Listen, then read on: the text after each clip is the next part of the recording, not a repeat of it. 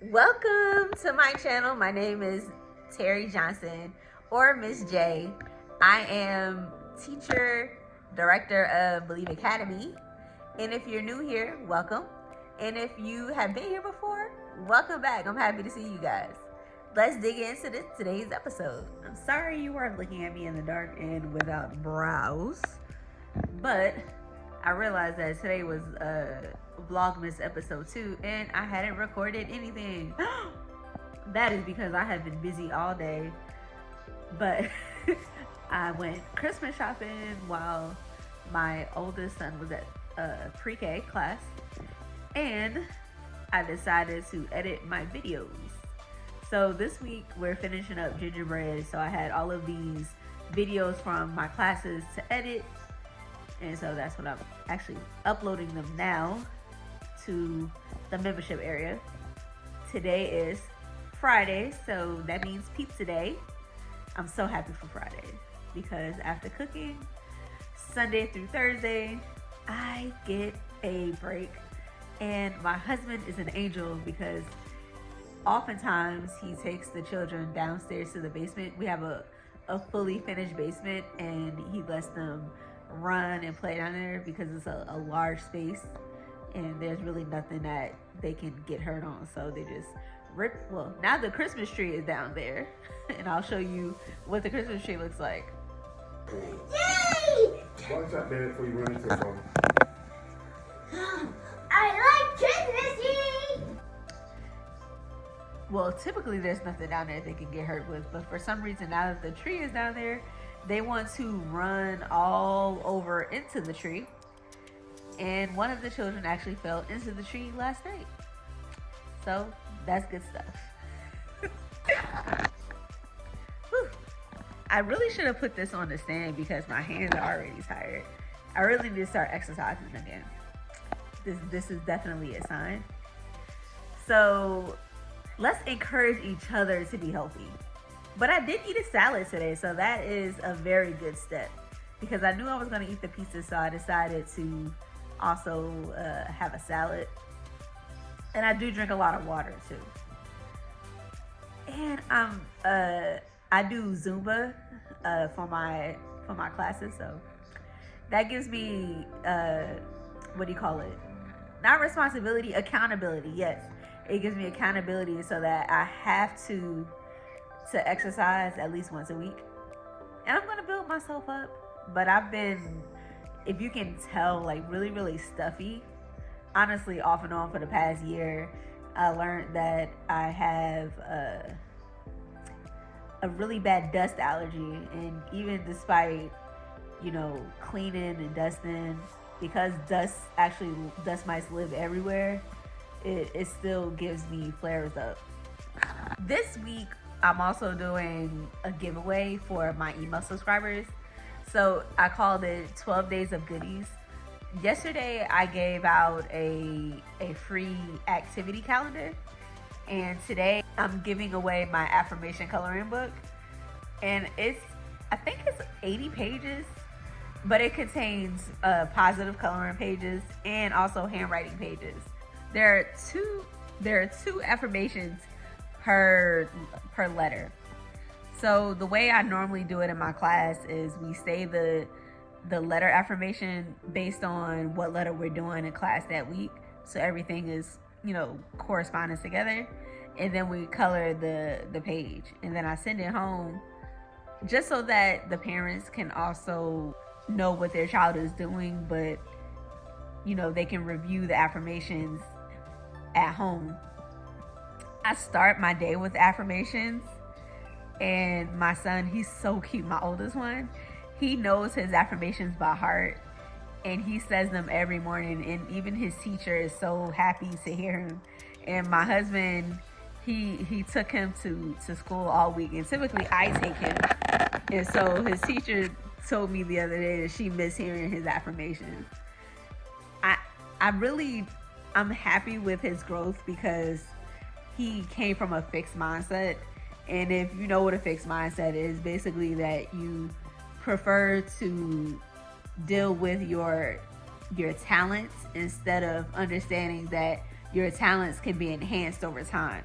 So if you grew up, or well, no, if you were born with certain abilities, then it means that you're stuck and you can't elevate, you can't level up, you can't improve on it. But if you have a growth mindset, then that means that with practice and determination and persistence, that you can do better. And being a parent, I learned so much with watching my own son grow up. And I realized that sometimes God, he puts attributes in your children that some people call it karma. Oh yeah, if you're acting like that, then you'll get it back. But I don't think it's karma. I really think that sometimes we see ourselves in our children because it's things that we need to change. And so I've seen a lot of stuff in my son's life. For example, I realized that when he gets frustrated sometimes with not knowing how to do something automatically. Like sometimes when you're good at a lot of things, you think that everything is just automatically supposed to come to you. You don't have to work hard at it. And so for me, because I am good at a lot of things, when I'm stuck on something, it bothers me big time. So that's why a couple years ago, I even saw that, and he would, as he was 2, I noticed that he wanted to do things himself. He was very determined, and when he get frustrated really easily when he couldn't do something, that's when I realized, like, oh, I really have to change this, because not only is he seeing what I'm doing, I didn't realize that I was modeling this behavior. But I don't think that it's necessarily all learned. I also think that some of it is just maybe hereditary. I don't know. it's just in the genes or something. But even my dad was like that. Like he was a perfectionist. He was a scientist, and he, of course, measured everything. Even he had breakfast down to a science. He would cook certain things and know when it would be ready, and he would cook this at this time. And when I was a kid, I didn't understand it. And then because I guess I adapted those behaviors too, now I realize why he did certain things. Like even when it came to organizing the refrigerator, I call it refrigerator. Organizing the refrigerator, it had to be in a certain way. And then I realized, like, when you do it that way, then it actually fits in better and you're able to find things. And even when I'm going to the grocery store, I put the groceries up for the cashier to scan according to where they go in the house. Like I keep all of the canned stuff together, the cold stuff together. Like the things that go in the refrigerator, I try to keep them together. The things that go in the frozen food or freezer, I put those together.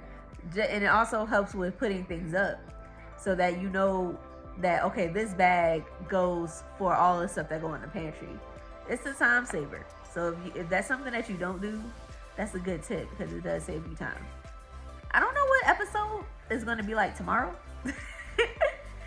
because sometimes I forget. I haven't done Vlogmas so long, so I'm not exactly sure when I'm going to start recording. But I have a busy day tomorrow too. I have to, my son has a project and I have to go buy him a Christmas stocking, and I have to buy him some supplies to make a gingerbread man trap, which is all the way up my alley. So I'm happy to assist in this. I'm thinking of designing a trap that has toothpicks and gumballs in it. No, not gumballs, the gumdrops. Like make it like an octagon type shape.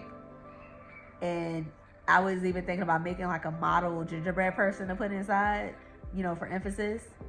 I know he's only 4, but this is going to turn out really good. And I might even have my students do it. I think it's a good project. I read them the story of how to catch a gingerbread man, so they probably would enjoy making the gingerbread man a trap. I have this subscription to Get Epic, and if you're a teacher, and if you're a homeschooler, you still are a homeschooling parent, you still are a teacher. So you can use your regular Gmail address to sign up for Get Epic, and you can read to your children from 7 a.m. to 3 p.m. Monday through Friday. But I think they also have a free parent account now where you can read one book free a day. And if you're not familiar with the Pizza Hut Book It program, it's open for homeschool parents now too. So you get rewarded for your child meeting certain reading goals that you set for them. So I have one set up for my students that if they read at least 20 minutes every day, then they get a Pizza Hut certificate for personal pan pizza at the end of the month. And so they have their reading log where they have to color each day that they read, and then at the end of the month, no later than the 10th, they have to submit it in to me. And so it's a good incentive because what child doesn't like pizza?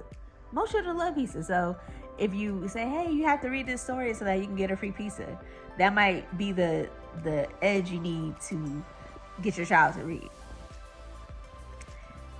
If you're interested in learning more about the Pizza Hut Book It, you can go to, I think it's bookit.com. I'll put the the website address for you.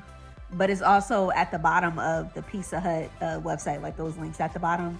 It's also there too. And earlier, I know I talked about my email freebies. So the 12 days of freebies, there are 12 different things that I'm giving away for free. Like one day is free shipping. One day I'm giving away a free preschool class. One day I'm giving away an actual sensory bin. And if you want my gingerbread man lesson, just send me a DM, or you can comment on this video. Yeah, there you go. You can comment on this video. And then I would give you access to the gingerbread man video so that you can watch it at home too. So it has it features the triangle shape, the color red, gingerbread man songs, the story, the gingerbread man, and also general gingerbread facts. My lessons it's more than just ABCs. I try to also provide history and also social emotional education. So we talk about our feelings and what the weather is like. So I like it when we get together. It's so much fun. And teaching at home is a lot harder than it looks. So that's why I enjoy helping moms and caregivers to teach at home, because I wish I had that type of support when I got started in 2020. That's why I started Believe Academy, because I wanted to connect with other moms, because I was here by myself with a 2-year-old and an infant, and I wanted that type of connection. So with Believe Academy now, I have, my online parents that, we talk and we have, discussions. Sometimes it's about the students, and sometimes it's just about general mom stuff, because every mom needs a village, and if you don't have one, you can join mine. So I have Believe Academy Facebook group. It is private, but you can send a request to be added, and I also have that link down below. And I'm a real person, so you can follow me on Instagram, TikTok. You can see some of my non-dancing dances. I promise I teach better than I dance.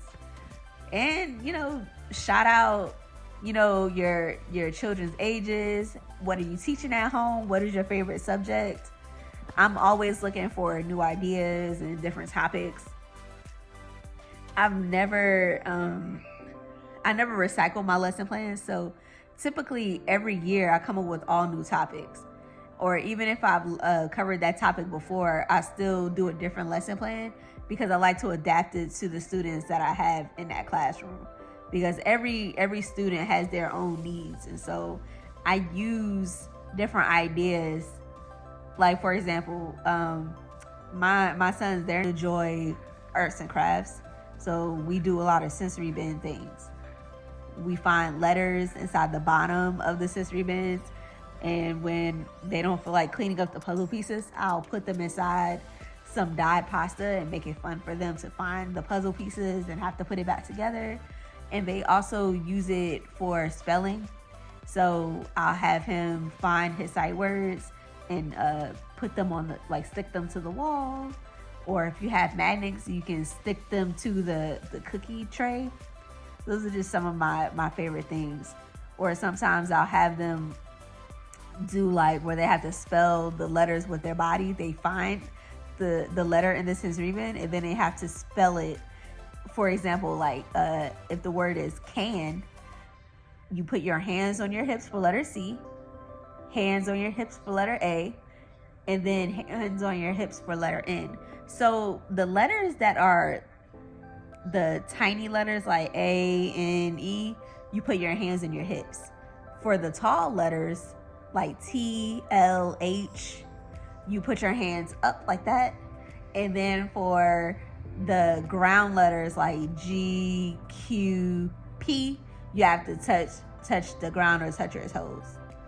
And so for children that don't like to sit still for very long, or even as an adult, I don't like to sit still for that very long either. It's a very good way to keep your children engaged. Well, I hope you enjoyed this episode. And I will be back here tomorrow to give you more insight and more tips and tricks on how to teach your children. And I hope you have a great night. Bye-bye.